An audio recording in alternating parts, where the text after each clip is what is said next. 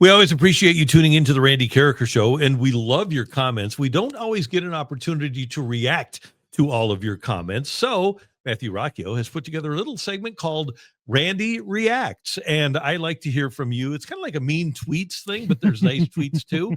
I love to be able to react to you, and so we are going to present you an opportunity to talk to us, and we'll save your comments throughout the course of weeks, and Randy will react. All right, Matthew, what do you got for me? Yeah, so we'll be doing this most of the time every Friday, and as I go through and we check the videos we put up every day, I always love reading the comments. So as I go through them, I like to save my favorite ones, and I think it gives us another chance to dive into some discussion here on the Randy Karraker Show with maybe not our live viewers. So now we get to dive in with the chatters. So we'll take it away right now. Let's get into our first one right out of the gate. And this is an interesting that Shildt was in the Cardinals organization for 17 years, coaching and managing in the minors. If he had these issues, why were they not evident before? Seems they would have known before they made him the big league manager. Have to admit, he was a winning manager. As a Cardinal fan, I was puzzled by why he was fired. Well, the thing is, when you are at AA as the manager, or at AAA as the manager, or the bench coach at the major league level, you don't have the big chair. And by all accounts, in both St. Louis and San Diego, when he was the manager of the big league team, he wielded his power in a way that wasn't satisfactory for management, and what really wasn't very nice to a lot of underlings. The thing is, you have bosses when you're the minor league manager of a AA or AAA team, or when you are the bench coach. Things change when you are the big guy. And I think another point that we need to make here is that we didn't really know about it from a media standpoint. Everything was in-house. Nobody had any idea about what was going on until well after John Mozeliak announced that Shildt has been fired because of philosophical differences. Even then, nobody really was talking about it. And certainly when Mike Shildt was the manager, people weren't talking about it.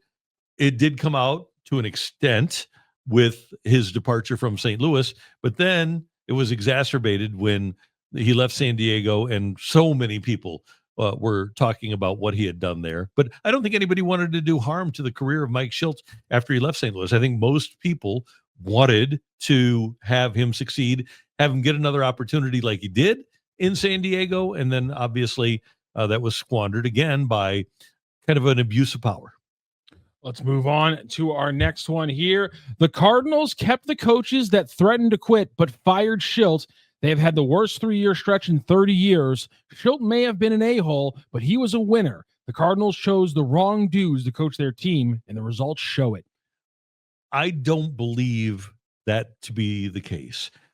Not that these coaches are all world beaters, but when you hire a staff, and it doesn't matter whether you're running a podcast company or an insurance company or a bank or a football team or a baseball team or a hockey team, you have to be respectful of the people that are working not necessarily for you, but with you. And even Mike Shildt called the people that were on his side teammates. He said, the people that collaborated with me, the people that were teammates with me that were able to buy in, I was fine with them, but some people weren't. If there are enough people, it'd be one thing if one person or two people even in a major league organization were going to management and saying, I can't abide this. But there were 20 people in San Diego. There were multiple people in St. Louis. Now, should the Cardinals have gone to Shildt, because apparently they didn't, and said, look, we've got a problem. You need to change the way that you treat your underlings. If you don't, we're going to have a problem here. Should the Cardinals have done that? Yes, they should have. They did not.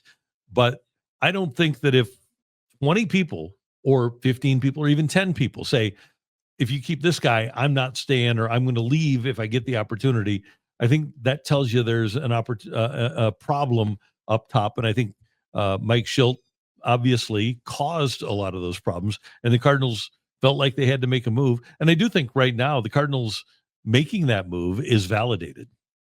Let's move on to our next one. This was in a reaction to Bernie's video talking about the Cardinals now having the number one farm system after this year's turnaround. Big Cardinals topic. We didn't dive into a lot, so I want to get your opinion here, Randy. This was his reaction. Wow, that's really good to hear. But the ranking has the LA Dodgers at third. Really amazing how they were able to draft low and develop so well consistently. And that was responded to. Not only do they outspend on players, they outspend on development, analytics, scouting, etc. So two big topics that we got into this week with the Cardinals. The number one ranking, but also the inevitability of the Dodgers.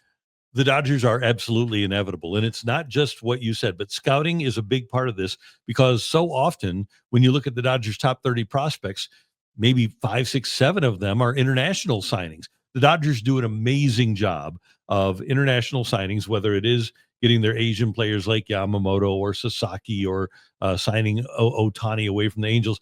But then when they have a guy like JoJo Gray, who winds up in their system, Keibert Ruiz, those are two great players or great prospects that were sent to Washington so that they could get Trey Turner and Max Scherzer. They do an amazing job, and that's why beyond drafting, the Dodgers are able to get really good prospects. I think one of the things that we need to admit here is that under John Mozeliak, and every draft for the last 20 years plus has been under John Mozeliak, if you have the number one system in baseball, somebody had to go out and get those players, and somebody had to sign off on those players, and somebody had to hire the people that scouted those players, and that would have been John Mozeliak. Randy Flores has done an amazing job, but this goes as well to what Chaim Bloom did in hiring really good teachers, starting with Serfolio and Larry Day, and then hiring people like Rob Pierpont and Ethan Goforth and other people within the organization, Bernard Gilkey, a roving outfield instructor. The instruction in the Cardinal system right now is superb. And that's one of the reasons that the young players are becoming so good. And it's not a surprise that Springfield team that won the championship this year, they won in Peoria the year before. You've got a really solid group that is coming through the system that'll be at AAA next year.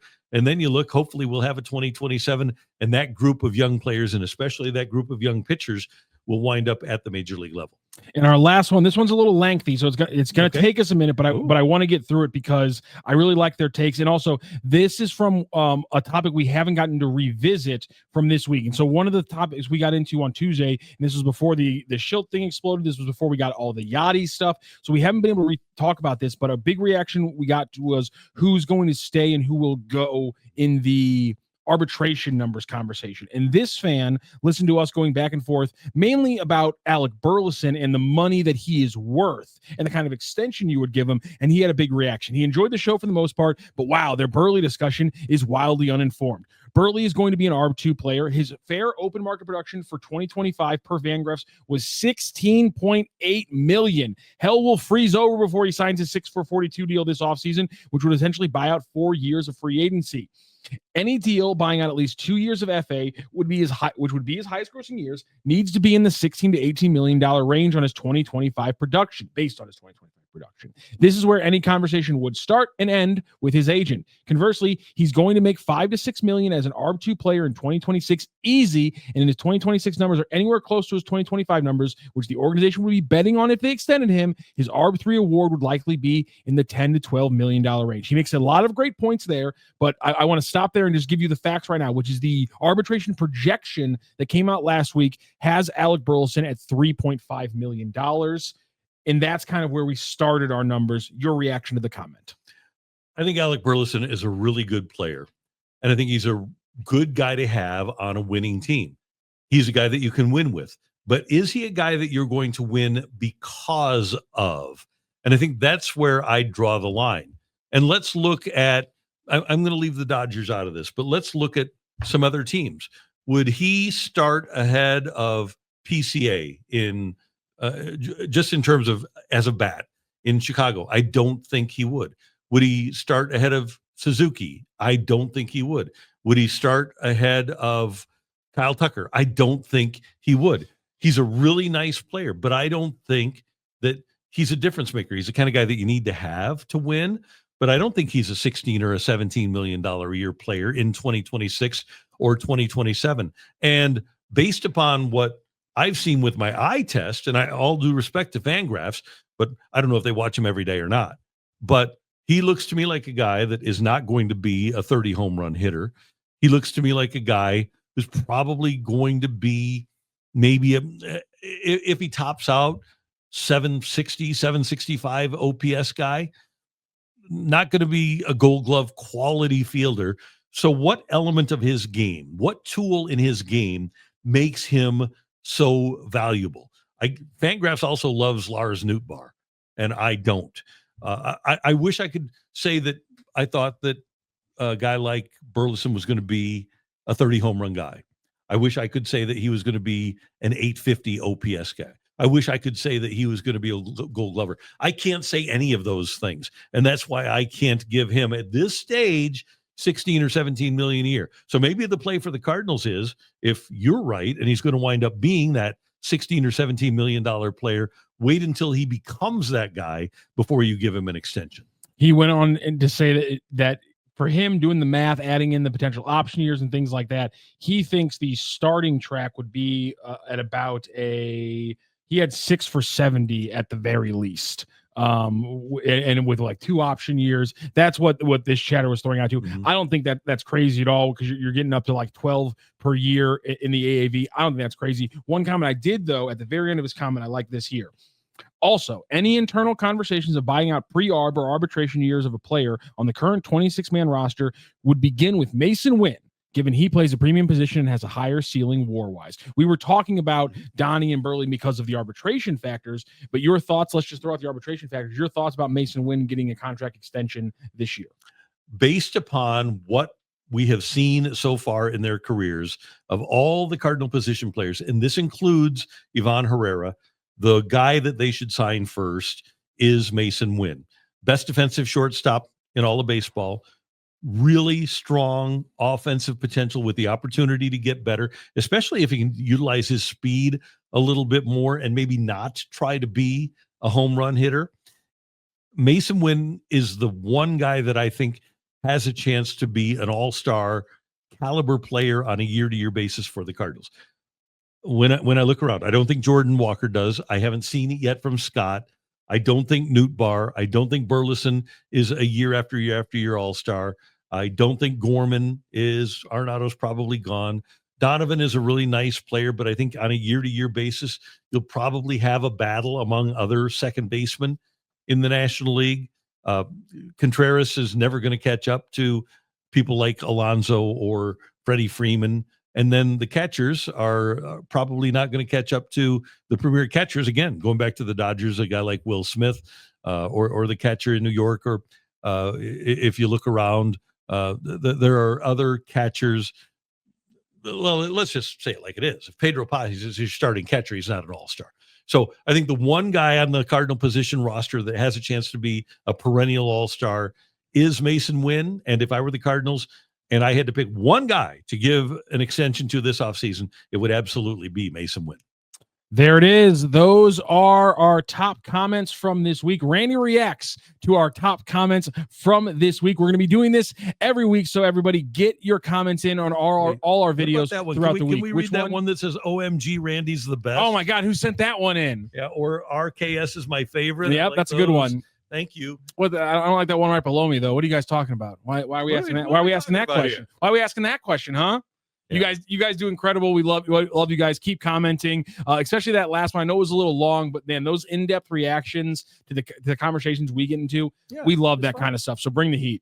Absolutely. And you can email him. He actually has an STL Sports email address, don't you? Yeah, it's still Sports Hub STL. STL. It's Matt at Sports Hub STL. We still keep some old things around here. We do, yeah.